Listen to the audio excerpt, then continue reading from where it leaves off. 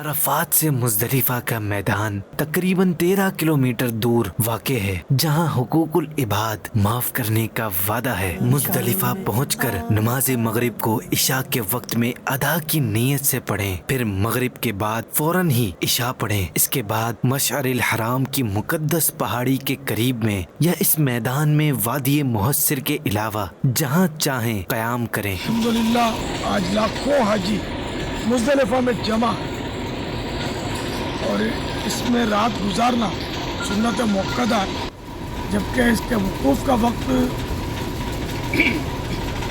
10ویں کی صبح صادق یعنی 10ویں ذوالحجہ کی صبح صادق سے لے کر طلوع آفتاب تک ہے۔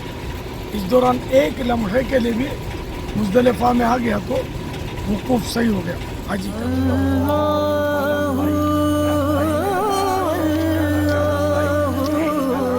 میں اپنے تمام رفقا حاجیوں کو مبارکباد پیش کرتا ہوں کہ آپ کا وقوف مزدلفہ بھی الحمدللہ ادا ہو گیا۔